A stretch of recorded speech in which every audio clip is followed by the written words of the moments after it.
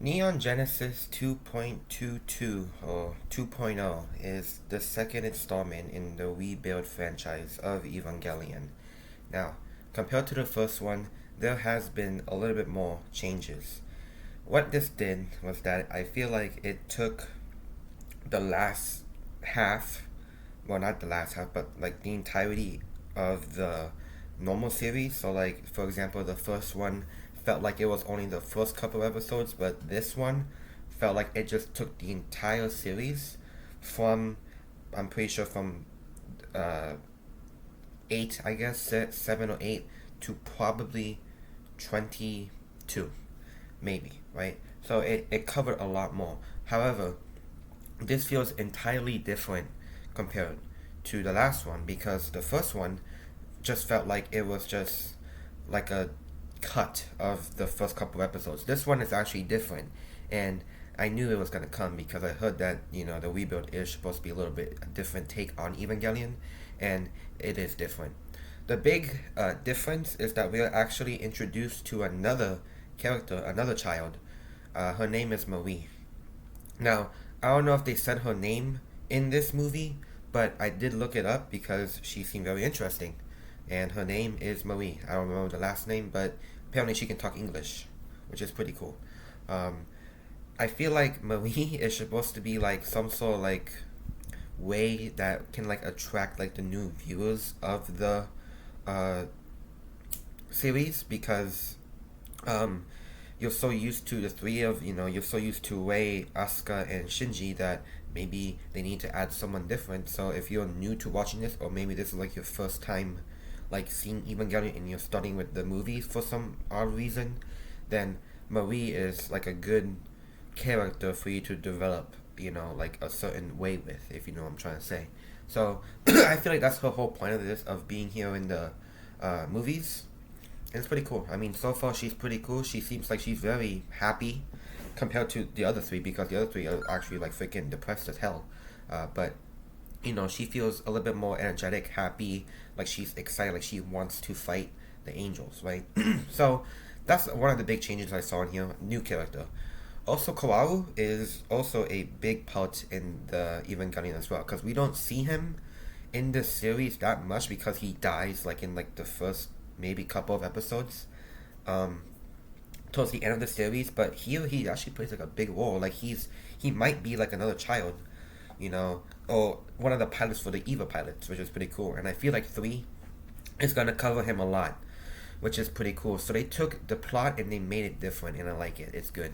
Now, a lot of like small changes that happened was that Asuka was actually introduced differently.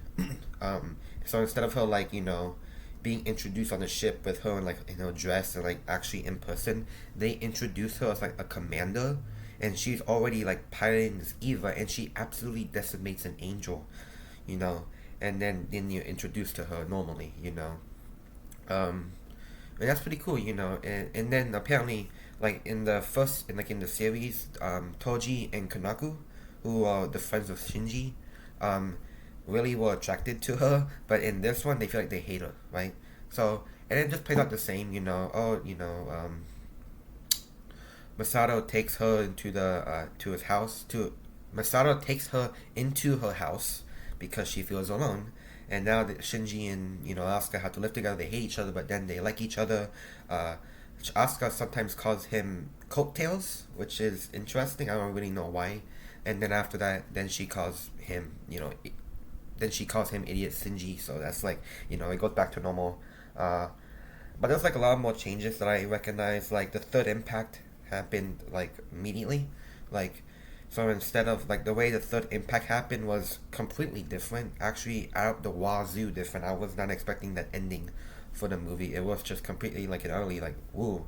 So like instead of like you know how in the series the Eva wakes up, Unit 01 wakes up and shows his true form as an angel, right? So instead of like seeing that and cutting and then like continuing on with the story, this one you see him waking up and then it just cuts like and then he fights an angel and then next thing you know the third impact is already happening. Like that did not happen. The third impact happens, I'm pretty sure, in the end of Evangelion, if I'm not to be mistaken, because in the series, I don't believe that the third impact happens at all.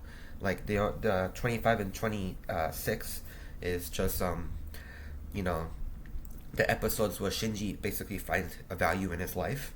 But in End of Evangelion, you actually see the third impact happening, and I feel like what they did is that they shied away from that, and they immediately just went to the third impact, and then boom, it just happened. So those are like the big changes I saw, and like even the small changes. So like the big noticeable changes I saw was like, um, instead of like Asuka, excuse me, man, every time I say her name, instead of Asuka sleepwalking, laying down next to Shinji, she actually talks to him, talking about things, right?